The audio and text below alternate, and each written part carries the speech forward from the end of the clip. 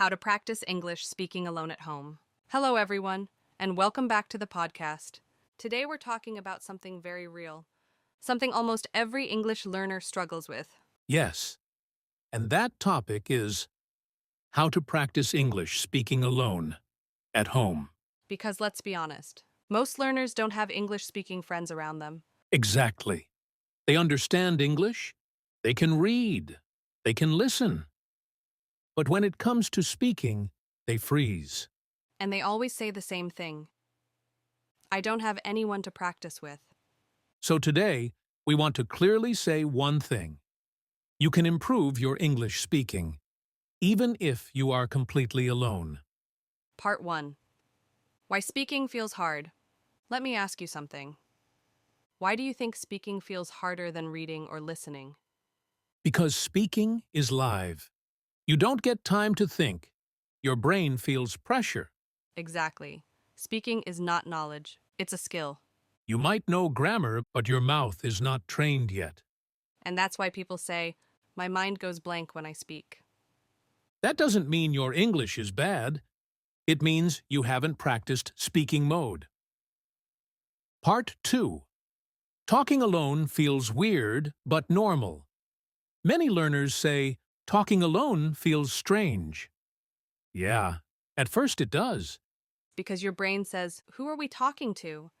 But athletes train alone. Actors practice alone. So why not English speakers? Talking alone is not silly, it's private training.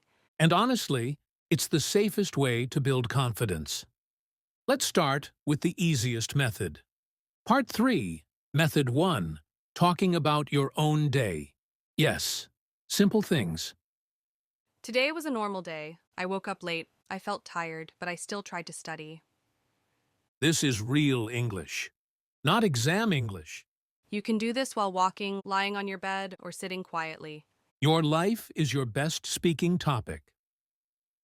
Method 2, the object method. Now look around you. Pick any object near you. Phone, bottle, chair. This is my phone. I use it every day. It helps me learn English, but sometimes it distracts me, No pressure, no fear. just describing what you see. Method 3, the 30-second non-stop rule. This method is powerful. Set a timer for 30 seconds Choose a simple topic. and speak non-stop. Even if you say, I don't know how to explain, Keep going. Don't stop. Don't correct. this trains fluency, not perfection. Method 4, imaginary person practice. Now imagine you're talking to someone.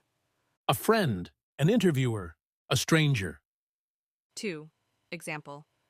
If someone asks about my job, I would say I'm learning new skills. This prepares you for real life. Your brain feels familiar with the situation.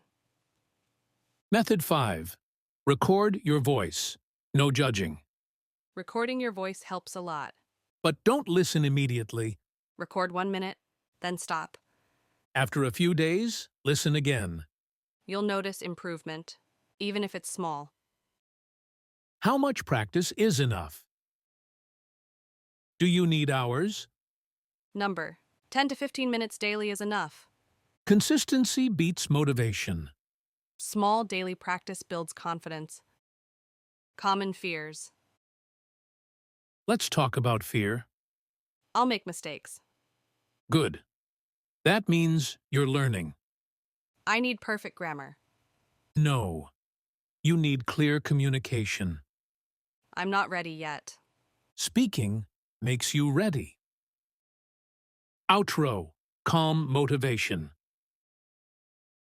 Let's end with this. You don't need confidence to start speaking, You start speaking, and confidence follows. speak alone today. So tomorrow you can speak confidently with others.